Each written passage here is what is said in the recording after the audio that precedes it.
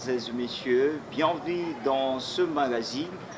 Vous êtes en train de nous regarder partout en République démocratique du Congo et aussi dans le monde entier. C'est bien dans ce magazine Œuvres et témoignages. Aujourd'hui, nous allons recevoir un grand homme de Dieu. Avec lui, nous allons parcourir tout son ministère de témoignages, surtout un témoignage tout à fait très intéressant qui vous aurez le temps de le découvrir cette soirée. Avec lui, c'est bien le pasteur Dauphin Kadiaï.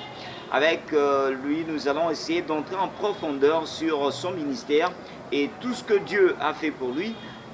Pasteur, bonsoir. Bonsoir, bonsoir, papa, bonsoir. Pasteur, vous êtes un homme de Dieu. Quand est-ce que vous avez commencé à être un homme de Dieu? C'était dans quelle année? Bon, la précision de la date comme telle, on ne peut toujours pas tellement retenir, mais sauf que c'est dans les environs de l'an 2006-2007 qu'on a su, puisque bien avant là, on servait toujours le Seigneur, on était dans les partenariats, peu après, on a été intercesseur dans l'équipe d'intercession de l'évangéliste Claude Kabundu Alessa. Alors, on est vrai dans ce sens-là. Parfois, on était invité par-ci, par-là, dans plusieurs assemblées où parfois on prêchait la parole de Dieu, on exhortait, on édifiait le peuple de Dieu. Mais c'est en l'an 2007, effectivement, qu'on a eu la précision de notre appel au ministère. Alors, pasteur, vous avez eu cet appel en 2007, Ouais. que vous avez eu cet appel pour servir l'Éternel Dieu. Ouais. Comment vous avez grandi? Vous avez grandi dans une famille qui était tout à fait une famille chrétienne, ou bien vous êtes parvenu à découvrir Dieu dans un autre chemin? Effectivement, merci beaucoup. Sauf que nous sommes nés dans une famille chrétienne. Mon père a été de l'église apostolique qu'on appelle couramment l'apostolo. Ouais. Alors, il nous a élevés dans ce sens-là. Mais quand nous avons aussi grandi, on est parti à l'université, tout ça, ici à Kinshasa, on a essayé un peu de se détacher de sa religion. Et nous sommes entrés dans les églises de réveil. C'est dans les années 1981-82 nous sommes entrés dans les églises de réveil, puisque c'était même à ces débuts-là que ces églises, ce mouvement de réveil a commencé au Congo. Et une fois que nous sommes rentrés en 84, après les études universitaires, nous sommes rentrés en Bujimaï. J'ai été chez l'église qu'on appelle couramment de Tatmut Tombo, église des témoins de Christ. Des témoins de Christ. C'est là où j'ai été. Peu après, j'ai essayé un peu d'abandonner le christianisme. Bon, il y a eu un ami de mon père qui a voulu quand même me faire introduire aussi dans des mouvements religieux. Bon, comme c'était seulement aussi avec le mouvement de la jeunesse, j'ai un peu suivi les mouvements de Sekai, de M. Sama. Bon, c'était seulement pour quelques mois. Après, j'ai trouvé que ce n'était pas des histoires de vrais dieux. Après, je me suis retiré. Je suis entré maintenant à Bethel.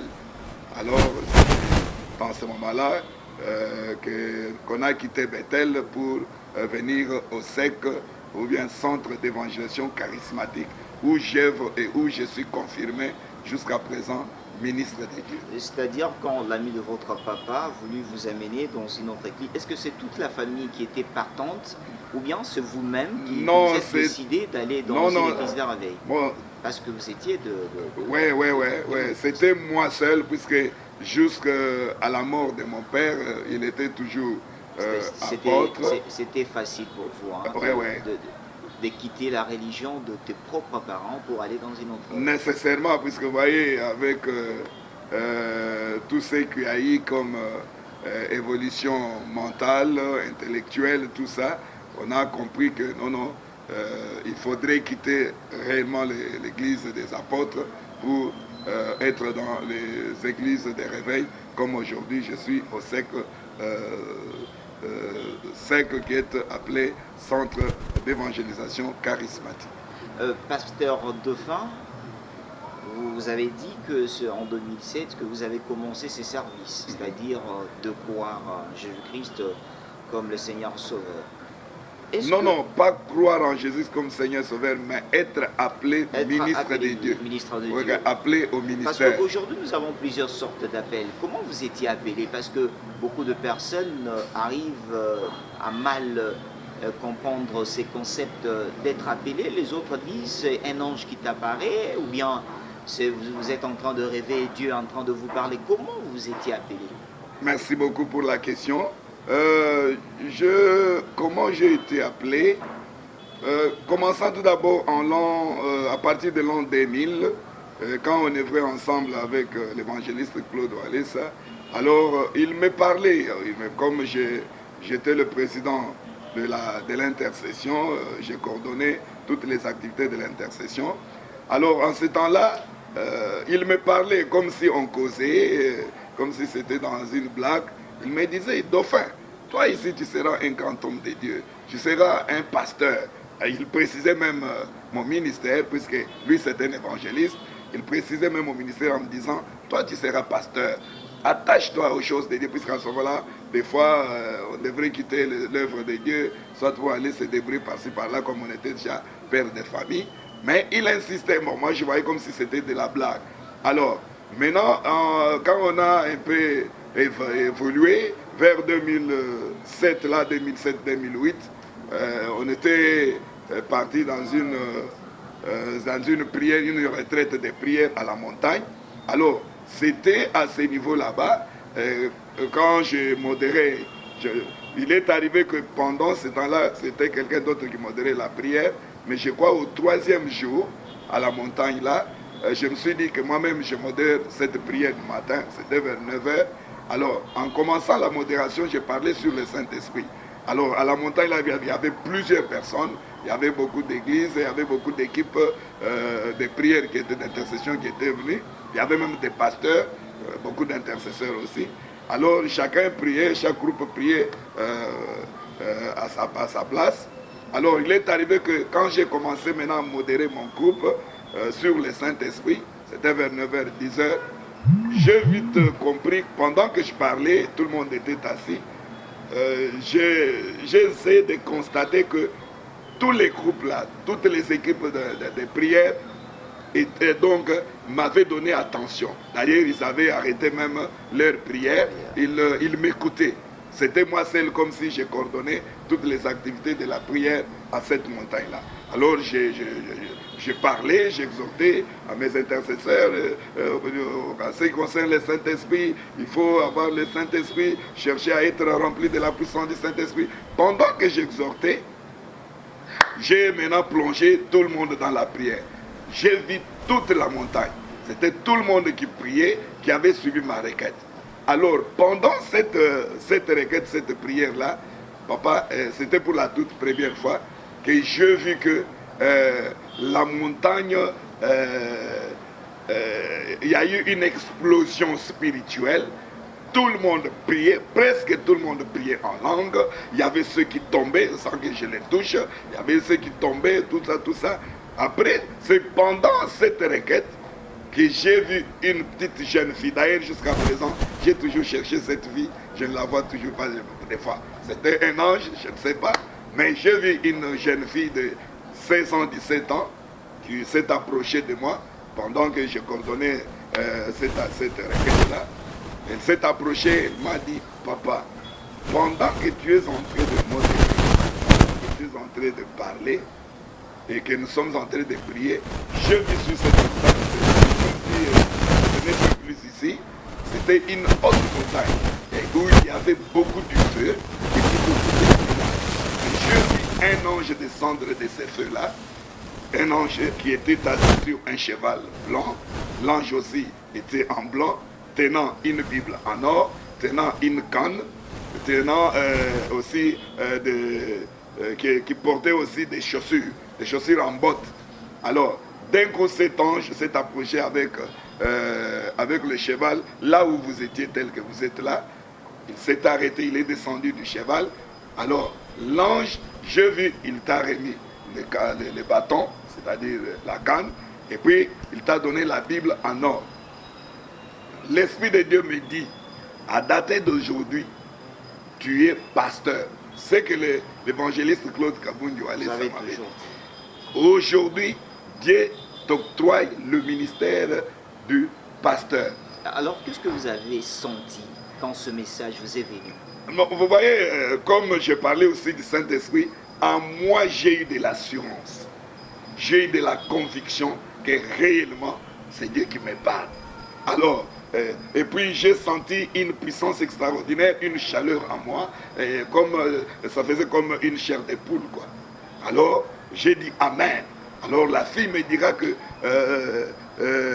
l'Esprit de Dieu me dit, cette canne c'est l'autorité, c'est le pouvoir, c'est la puissance que l'Éternel te donne. Tu auras un ministère puissant. Tu auras un ministère qui sera accompagné de signes et de prodiges. Et puis, la Bible qu'on te donnait en or, donc tu auras à prêcher la vraie parole, la parole pure. Alors, c'est dans ce moment-là, je me suis agenouillé, j'ai commencé à adorer Dieu. Donc, lui remercier disant que ce que l'évangéliste Claude Kabundu Alessa m'avait prophétisé comme si c'était de la blague, aujourd'hui, c'est une réalisation, c'est un accomplissement. Alors, qu'est-ce qui s'est fait pour confirmer? Vous voyez, dans l'appel au ministère, il y a des gens aussi parfois qui sont appelés par leurs collègues, leurs amis, leurs beaux-frères, des soirs comme ça. Non, non, il reste toujours ici, tu es ministre de Dieu. Et il est proclamé comme ça, ministre. Mais les signes maintenant qui ont accompagné cet appel, dès que nous sommes descendus de la montagne, moi qui n'avais prêché nulle part, moi qui n'avais évangélisé nulle part, que 2-3 jours après, je vois un frère, il est pasteur, il est à Lubumbashi, le pasteur Fernand, je peux citer en passant, je le vois venir à la maison, il me dit, papa, nous avons une grande action d'évangélisation dans notre quartier. Dieu m'a convaincu de te chercher, de te choisir, que tu puisses rester dans cette action.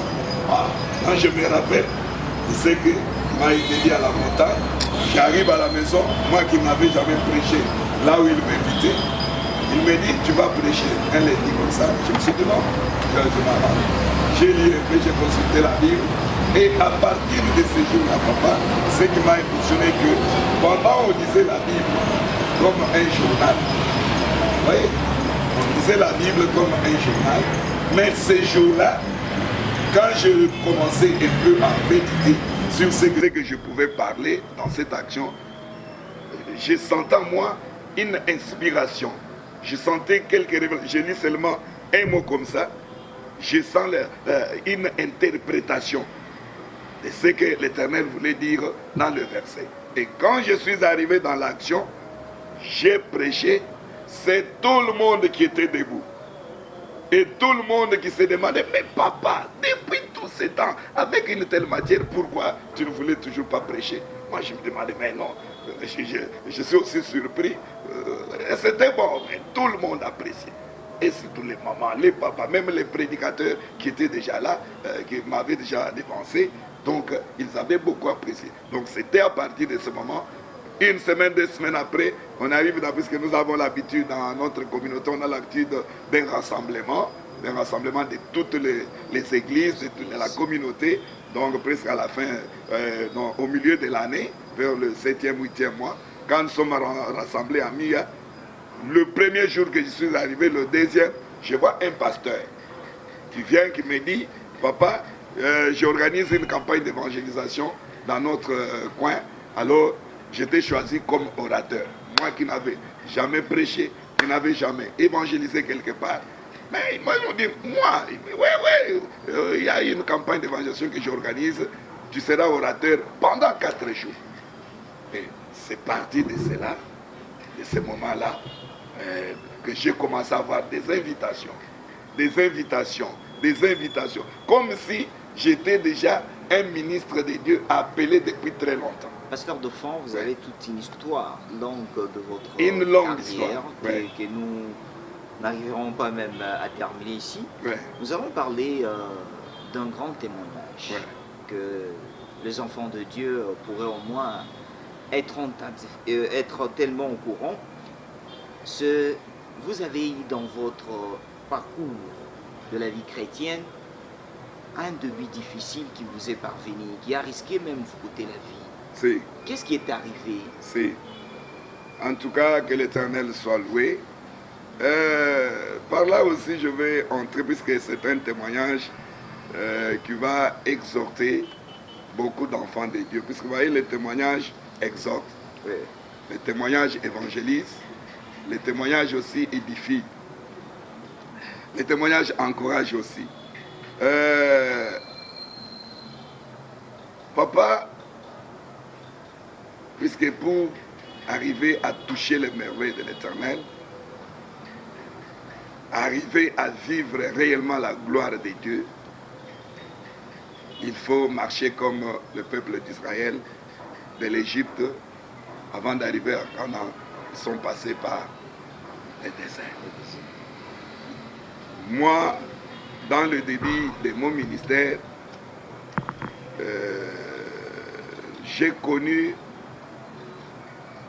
un cas très difficile, un problème très sérieux qui pouvait me coûter la vie, comme vous le dites. Pendant tout ce temps,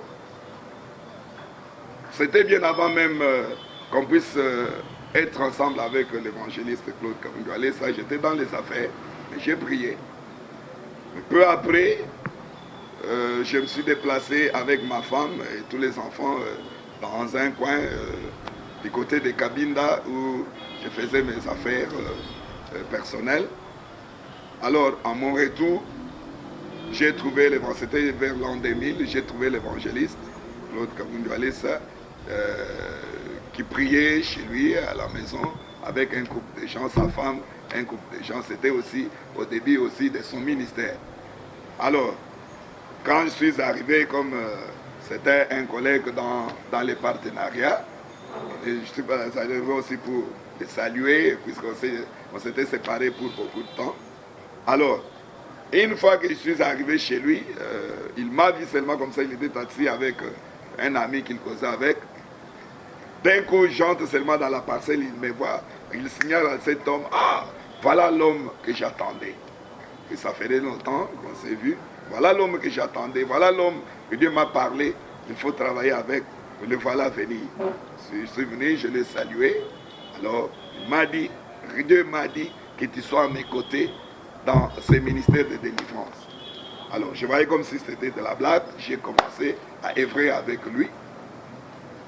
Mais ce qui m'a beaucoup marqué dans ces débuts de l'œuvre de Dieu, c'est ce témoignage maintenant que je vais donner au peuple de Dieu. C'est ce témoignage que nous voulons que le peuple de Dieu puisse être au courant de ça. Voilà.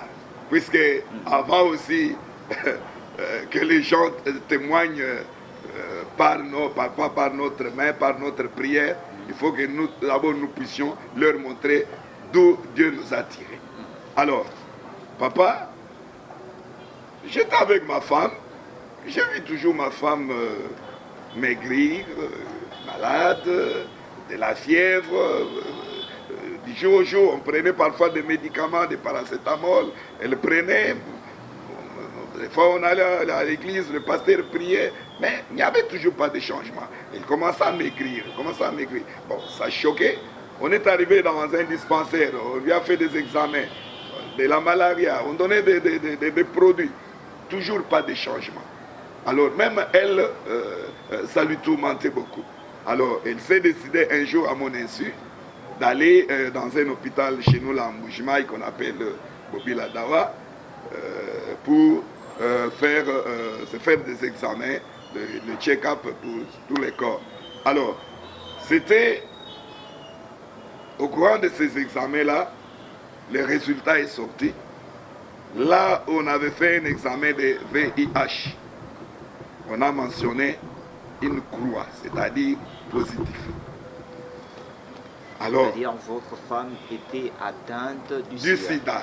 Alors, maintenant, elle a tout fait à l'hôpital, là, puisque le laborantin, c'était son collègue de classe, il se connaissait. Elle a récupéré tous les documents comme preuve pour venir me montrer, puisqu'elle était émotionnée. Alors, quand elle est venue, elle m'a trouvé, elle m'a donné les documents. J'ai dit, oh, comment? Toi, tu es sérum positif. Il dit, oui, oui. C'est-à-dire, je l'ai sida. Comment vous avez su gérer votre femme qui vous avez eu à passer beaucoup de temps avec elle?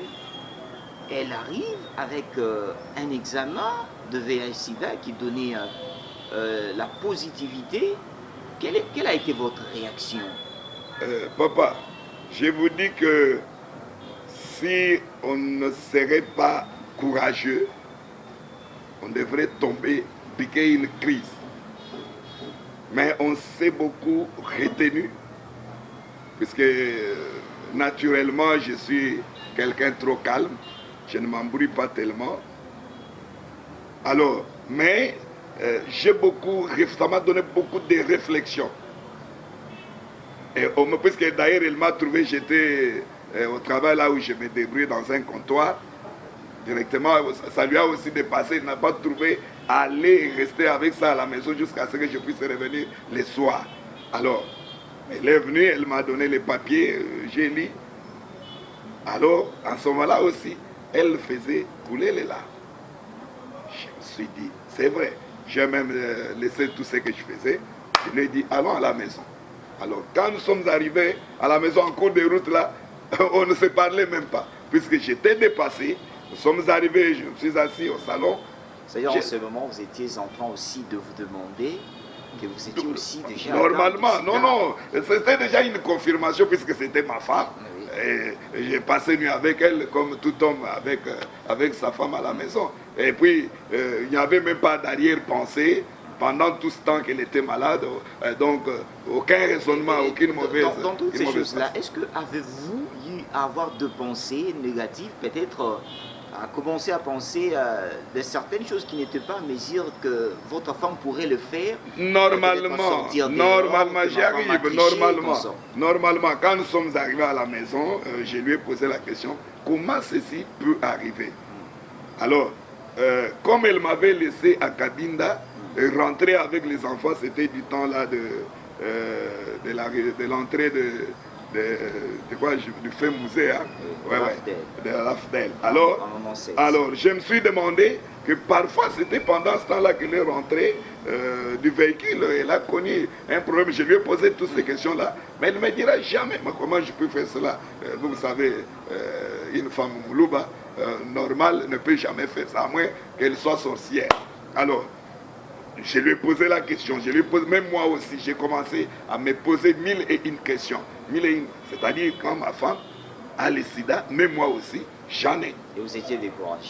J'étais découragé.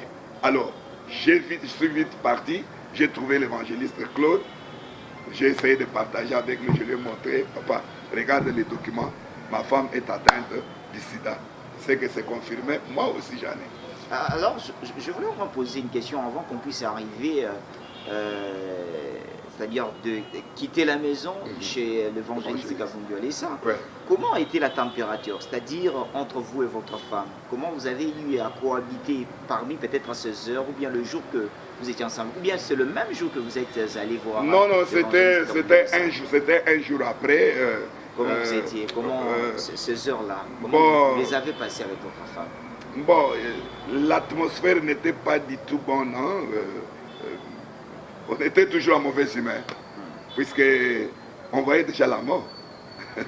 La mort était déjà signée, quoi.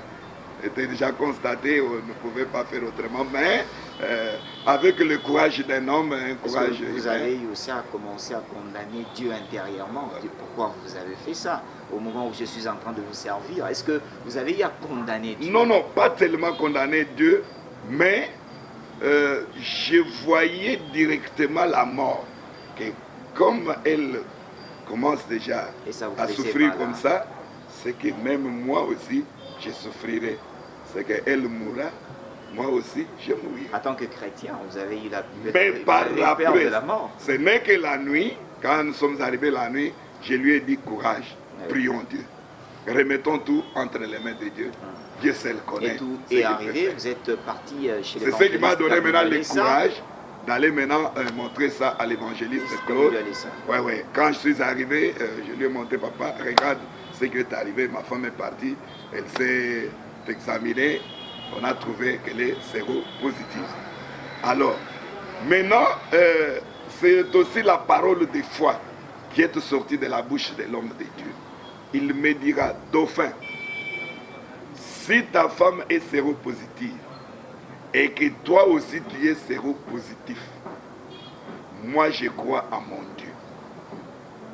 Même si tu es confirmé sidatique, je prierai sur toi, j'ai la foi, je prierai sur toi. Le Dieu qui t'a appelé à ce ministère ne t'abandonnera pas. Comment vous avez su cette parole de l'homme de Dieu qui, vous croyez déjà à la mort, mais il vient vous fortifier avec une parole. Comment vous avez reçu ça? Ou bien vous avez eu à vous dire, bon, c'est juste des encouragements inutiles, mais je suis déjà candidat à la mort. Non, non. Et surtout que c'était au début aussi de son ministère de délivrance, je voyais les miracles que l'Éternel opérait avec lui.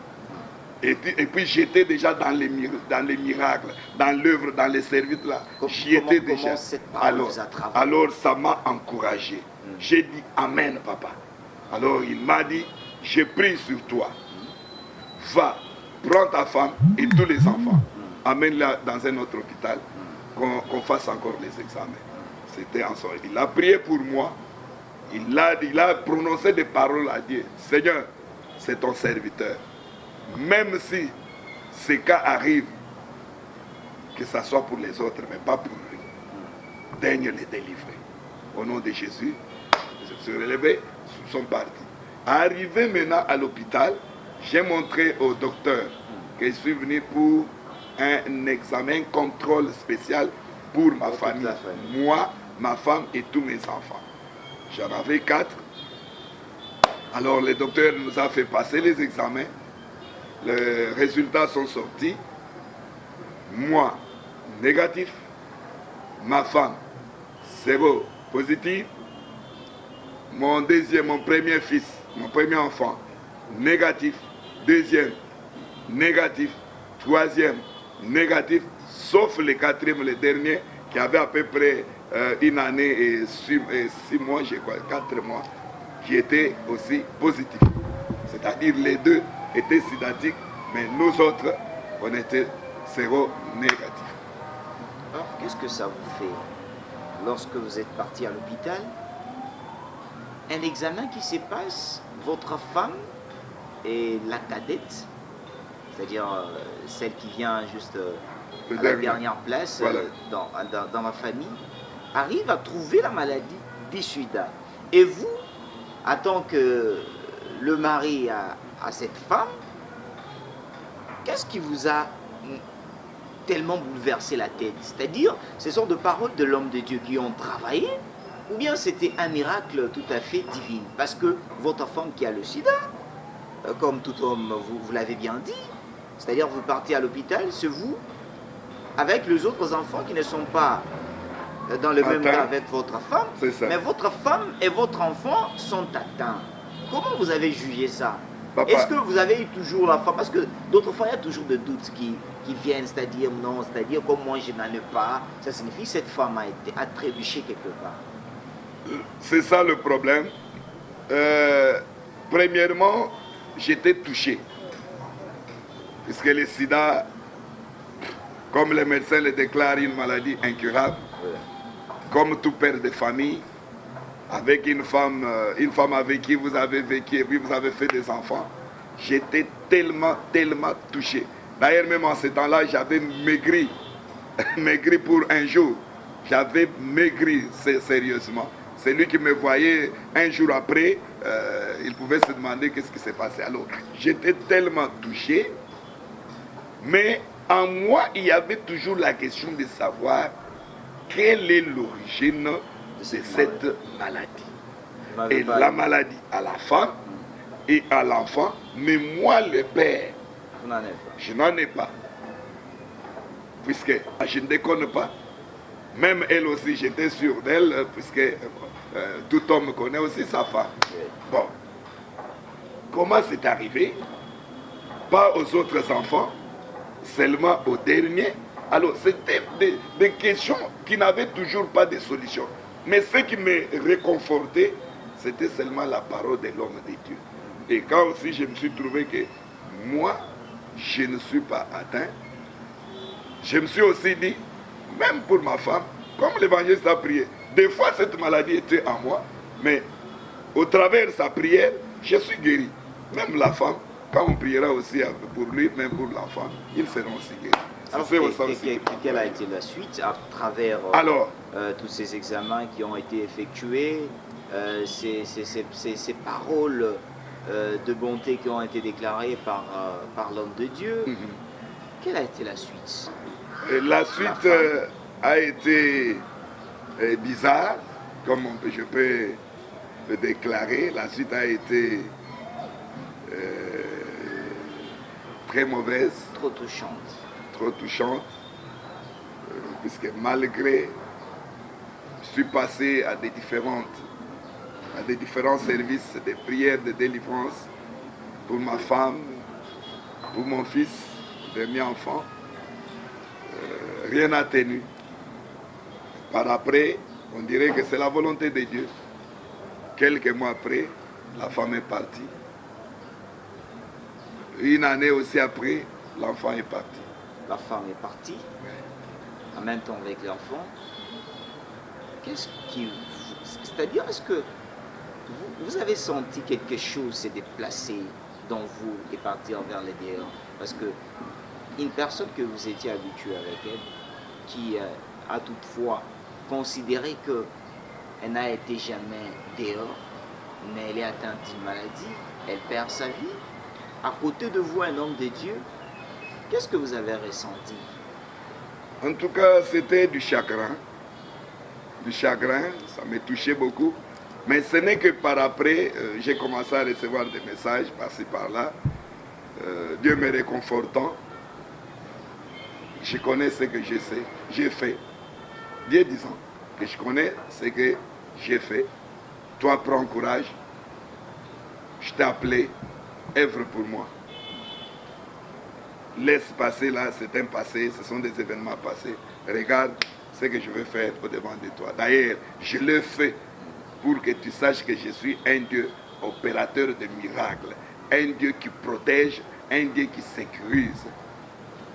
Et cela aussi, ça sera un témoignage pour toi et pour ceux aussi qui auront de tels cas, quand tu auras à prêcher, à parler, à les exhorter, qu'ils croient aussi que je suis un Dieu capable de protéger, de sécuriser, de délivrer aussi. Là où l'ennemi peut amener la mort, moi Dieu, je suis capable de donner la vie, comme je te l'ai donné. Alors, 2007, vous étiez, c'est le temps où vous avez commencé mon ministère. Votre service. Avec tout ce qui s'est passé, la mort de votre femme, l'enfant aussi, comment vous comparez les deux moments?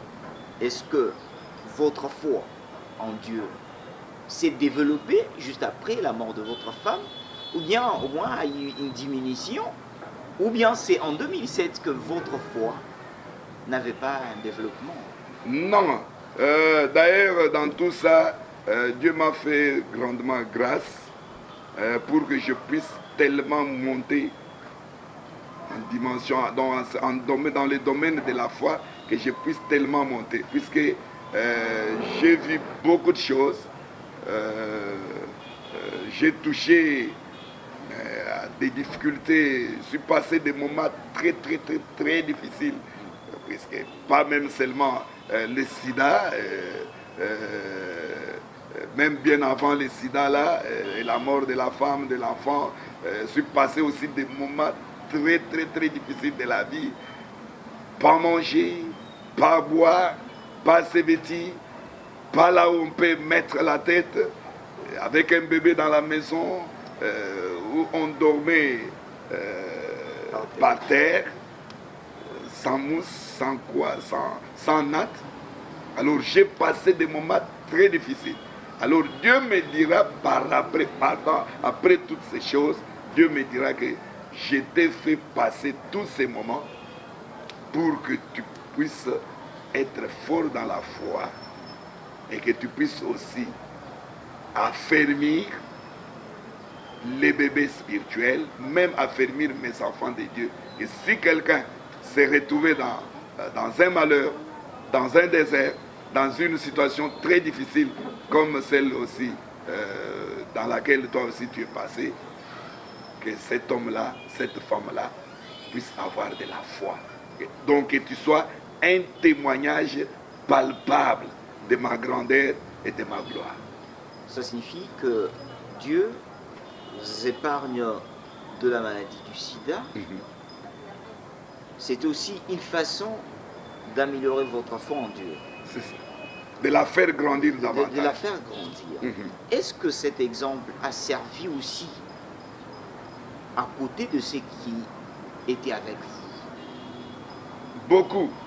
D'ailleurs, beaucoup de gens.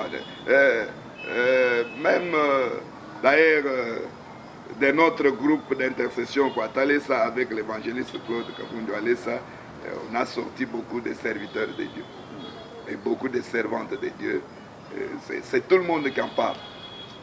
Donc ma vie, la vie que j'ai passée, des souffrances, des malheurs, des mortalités, même dans leur bouche, partout où ils sont, ils savent que Dauphin, c'est un homme de foi. Pasteur Dauphin, nous sommes en train d'avancer vers la fin de notre émission. Si. Ces enfants de Dieu, ou ceux qui n'ont pas encore accepté Jésus-Christ comme le seul Seigneur Sauveur, ceux qui ont des problèmes, qui ont eu le cas comme vous, parce que votre femme qui est morte du sida avec votre enfant, mais vous au moins, vous n'étiez pas atteint de cette maladie, ça signifie que Dieu a fait de merveilleuses choses dans votre vie. Il y a aussi ceux qui ont le même cas avec vous, qui jusqu'à aujourd'hui, quand ils sont même épargnés de certaines choses, ils n'arrivent pas à croire, ils n'arrivent pas à accepter. Qu'est-ce que vous pouvez dire à ces gens? C'est ça l'ingratitude des gens. Les gens croient qu'ils vivent par eux-mêmes. D'ailleurs, même dans nos prédications, et surtout quand j'ai commencé mon ministère, Dieu m'avait donné le thème intitulé « Ni t'étais Jésus-Christ ».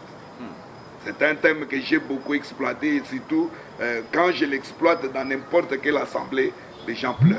Déjà par le titre, ça interpelle. Ni t'étais Jésus-Christ, je ne serais pas ce que je suis.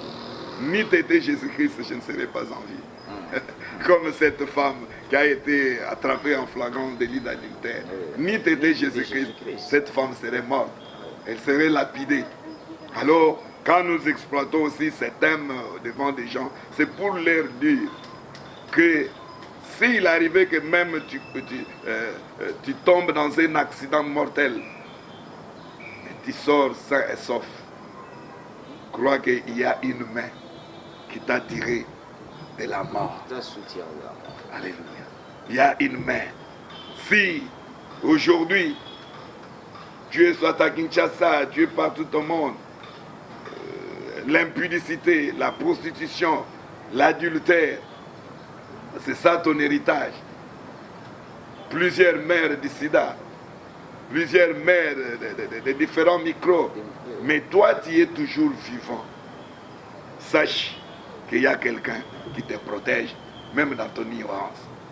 Mais le grand de tout ça, le gros de tout ça, c'est croire en Jésus-Christ comme Seigneur et Sauveur. Puisque vous voyez, Dieu nous protège même dans les temps d'ignorance. On ne les connaît même pas encore. Dieu nous sécurise, Dieu nous protège, Dieu nous épargne. Mais au travers un tel témoignage, toi qui demeurais encore dans ces histoires, toi aussi que l'Éternel, même tu pries, mais soit c'est ton mari, soit c'est ta femme qui est atteint, mais toi tu n'es pas atteint. Il faut remercier le Seigneur. Parce que c'est Jésus qui épargne, c'est Jésus qui protège, c'est Jésus qui sécurise. Alors, pasteur, il y a aussi aujourd'hui des enfants de Dieu, à travers leur façon de vivre, leur comportement, il n'arrive pas à croire que Dieu, c'est un Père miséricordieux. Ça signifie qu'il ne pourrait pas arriver à lui pardonner parce qu'il voit, s'il totalise tout le péché qu'il a commis dans sa vie, ça pourrait être comme, je pourrais dire, toute une maison remplie. C'est-à-dire en ce moment, quand il a ses amis qui sont en train de perdre leur vie n'avance pas, mais au moins lui, il se voit dans la même vie avec ses collègues, mais sa vie est en train de prendre un bon chemin. Mais pour changer, c'est difficile pour lui. Pourquoi? J'ai déjà fait trop de péchés. C'est-à-dire Dieu n'aura pas le temps de me pardonner. Ah, qu'est-ce que vous pourrez dire à ces gens qui ne croient pas que même s'il a commis des péchés, mais on a un Père qui est au ciel, qui est prêt à pardonner. Papa, mais la Bible le dit, même si vos péchés sont rouges comme du cramoisi, moi, Dieu, je suis capable de le rendre blanc comme de la neige.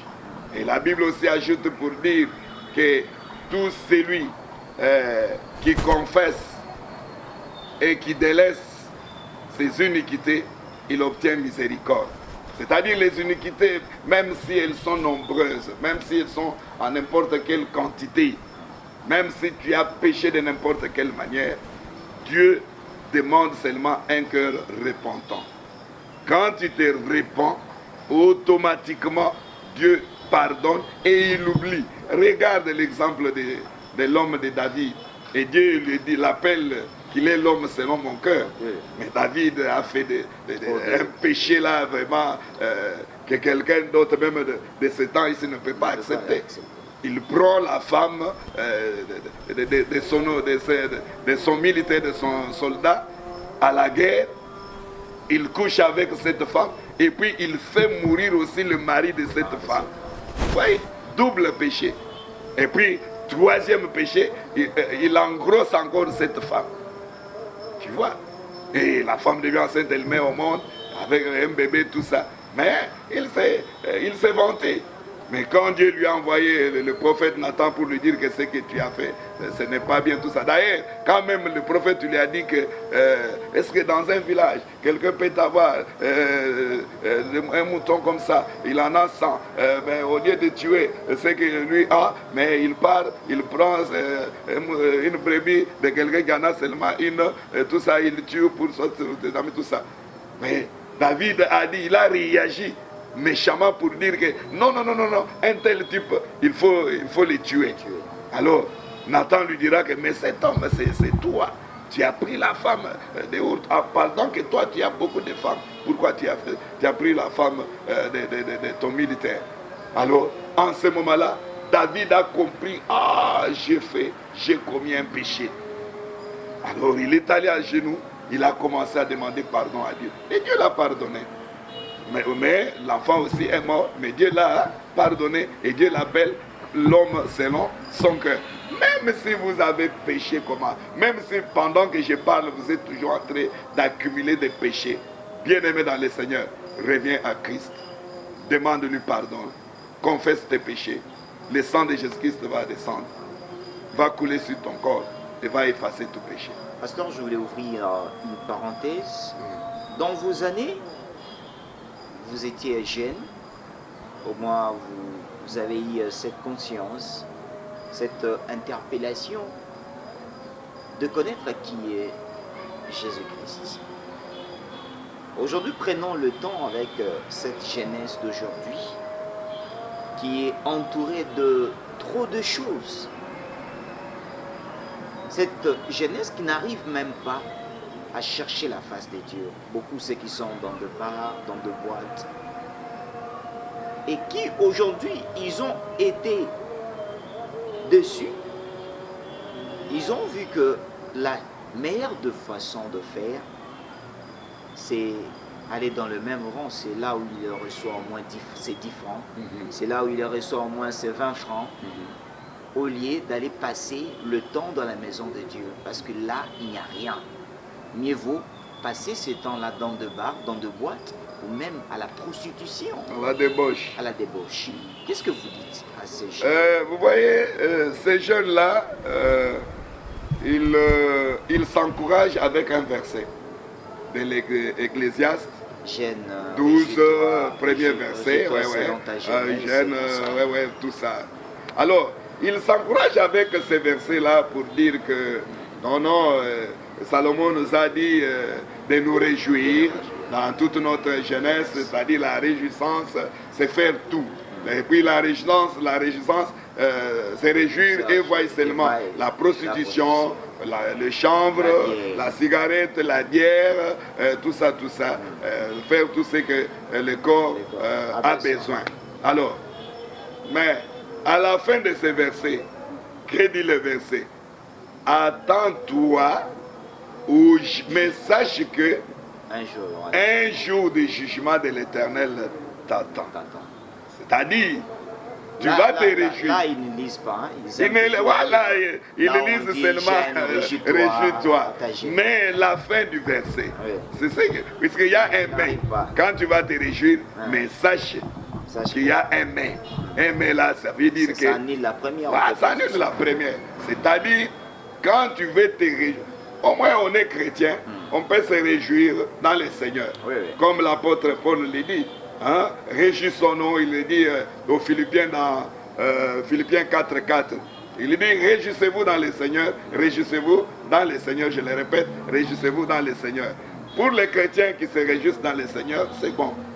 Mais ceux-là, même des chrétiens hein, qui ont un pas dedans, un pas dehors, qui veulent se réjouir comme le monde se réjouisse, qu'ils sachent que le jugement de Dieu est là. La vraie réjouissance en Christ, c'est suivre la parole de Dieu, faire les commandements de Dieu, suivre la voie de Dieu, être à l'église, travailler pour le Seigneur, évangéliser. C'est ça la vraie réjouissance, puisque de cela, nous attendrons une récompense. Mais ceux qui continuent toujours dans la débauche, dans l'impudicité, on ne les condamne pas, mais nous les appelons qu'ils cessent, qu'ils abandonnent. Puisque même l'apôtre Paul a dit à Timothée, dans 2 Timothée au 2e chapitre, 20e verset, 22e verset, il a dit à Timothée, fuis les passions de la jeunesse, attache-toi à la justice, à la foi, à la charité. Et puis, ne reste pas ensemble avec des moqueurs, ceux qui se moquent de Dieu, ceux qui se moquent de Christ. Vous voyez? Alors, nous leur disons de quitter les bancs des moqueurs, puisque malheur tombe sur celui qui se met ensemble avec des moqueurs, comme le psaume le dit. Alors, qu'ils puissent venir à Christ, qu'ils abandonnent le monde. Dans le monde, il n'y a rien. Le monde, c'est vanité de vanité. Tout est vanité, comme Salomon l'a dit. Et le corps ici, ce n'est qu'une vanité. Aujourd'hui, tu meurs. Il y a beaucoup de jeunes qui meurent du sida, il y a beaucoup de jeunes qui meurent dans la débauche, il y a beaucoup de jeunes. Et surtout aujourd'hui, selon la médecine, voilà. Il est dit qu'il y a trop de jeunes qui meurent de maladies qui étaient inexplicables pour les jeunes comme l'AVC, les crises cardiaques et consorts. C'est faire quoi? C'est-à-dire de jeunes, aujourd'hui, ont pris trop de responsabilités. C'est-à-dire, leur tête n'est pas encore sur terre au monde. Et surtout encore, ce qui en ce moment ici est en train beaucoup de tourmenter les jeunes, c'est l'occultisme. Oui, papa, c'est l'occultisme. Satan voit que les jours sont déjà minimes. Donc, il veut récupérer beaucoup de gens. Et maintenant, il est tenté de risquer que la jeunesse, les jeunes reçoivent ce qui frappe aux yeux. Ils reçoivent ça très facilement. Alors, beaucoup de jeunes aujourd'hui sont dans des loges, dans l'occultisme, dans la magie, dans des évocations, surtout avec l'Internet. À un moment, l'Internet est bon, à un moment aussi, l'Internet est mauvais. Il ne faut pas en faire esclave. Voilà, ça ouvre beaucoup de jeunes entrer dans l'occultisme. Et c'est l'occultisme qui entraîne beaucoup de gens, des jeunes, dans l'impudicité, dans la débauche, puisque le diable, lui, fait toujours le contraire de Dieu. Ce que Dieu veut, pour le diable, il faut montrer qu'il ne faut pas faire ça. Ce que Dieu ne veut pas, il faut faire ça. C'est comme ça. Chers téléspectateurs, mesdames, mesdemoiselles, messieurs, vous êtes en train de vivre un grand témoignage de l'homme de Dieu. Vous avez découvert, il est en train de relater et vous êtes en train de nous regarder partout dans le monde. Peut-être c'est le même cas avec vous. Vous avez su que l'homme de Dieu a été guéri du sida. Ça signifie, sa femme, sa propre femme à la maison, avait cette maladie. Sa dernière fille, c'est-à-dire son dernier enfant, avait aussi cette maladie qui est morte aussi. Mais l'homme de Dieu, à travers sa façon de se conduire avec son Dieu, sa façon de travailler auprès de son Dieu, l'a fait que lorsqu'il a été allé pour faire les examens de cette maladie, il n'a pas trouvé cette maladie en lui. Alors vous aussi, vous êtes de jeunes qui nous regardent partout dans le monde. Vous êtes papa, maman, vous avez un problème. Vous êtes en train de vous demander qui peut me donner solution à ces problèmes. Il n'y a qu'une seule place. Il n'y a qu'une seule personne qui peut vous donner solution. Parce que les autres choses là, ce sont des choses qui, des choses qui ont des durées, des courtes durées. Mais là où moi je vous amène, là où le pasteur Dauphin vous amène, là c'est l'éternité qui roule. C'est l'éternité qui réside.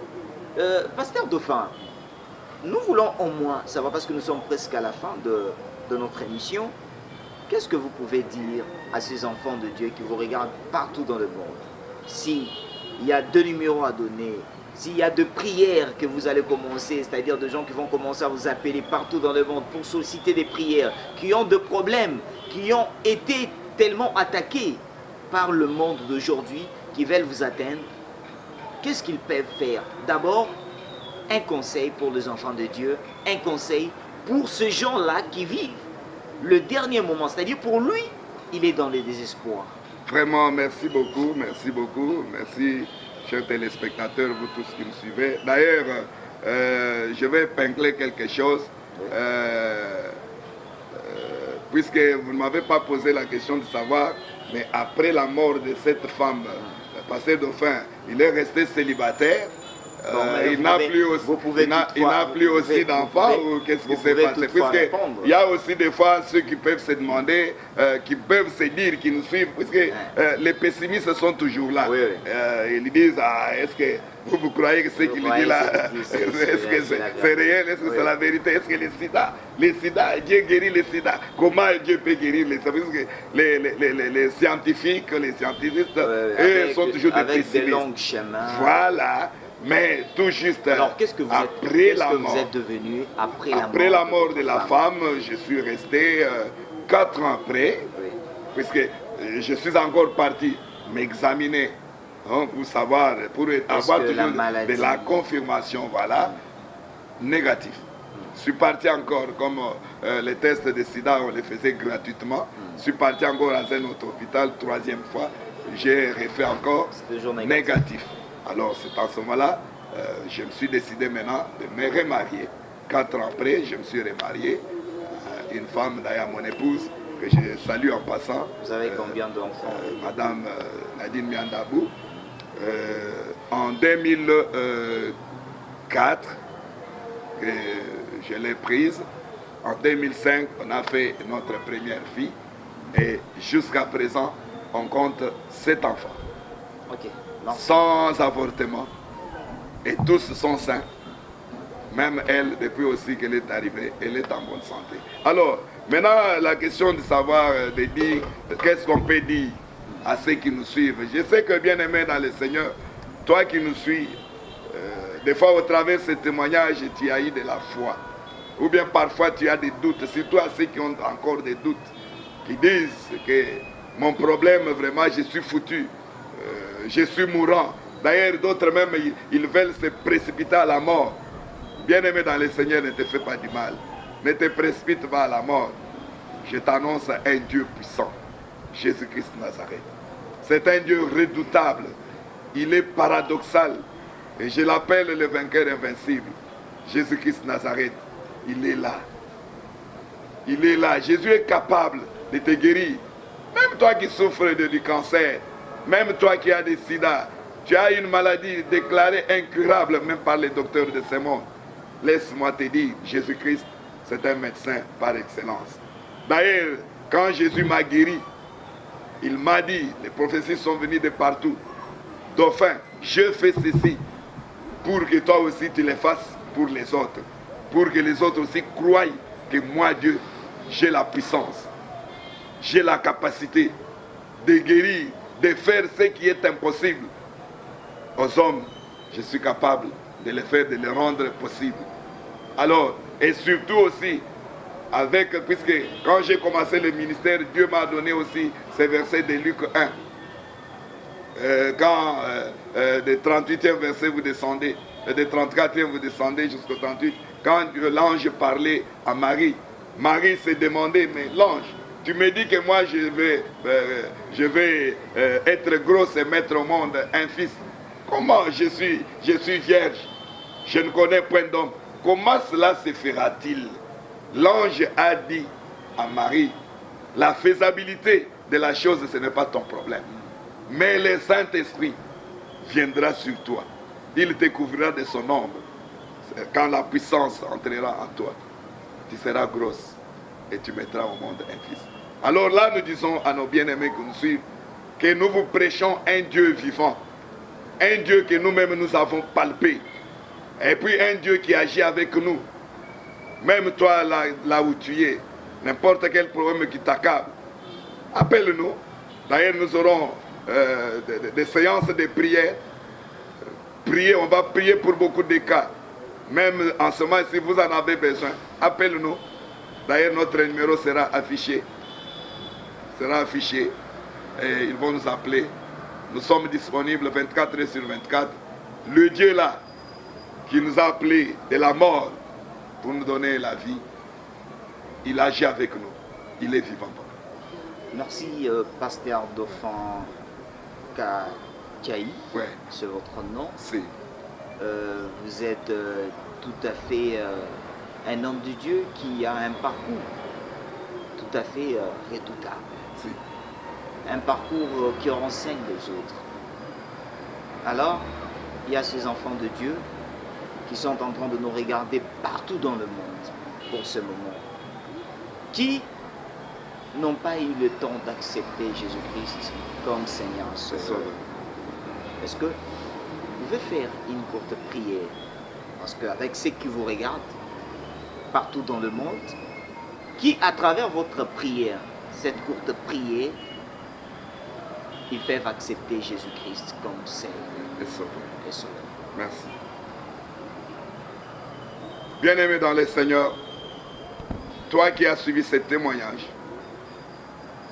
toi qui nous suis dans ton salon, toi qui nous suis partout où tu es, même au travers de ton téléphone, ferme maintenant les yeux.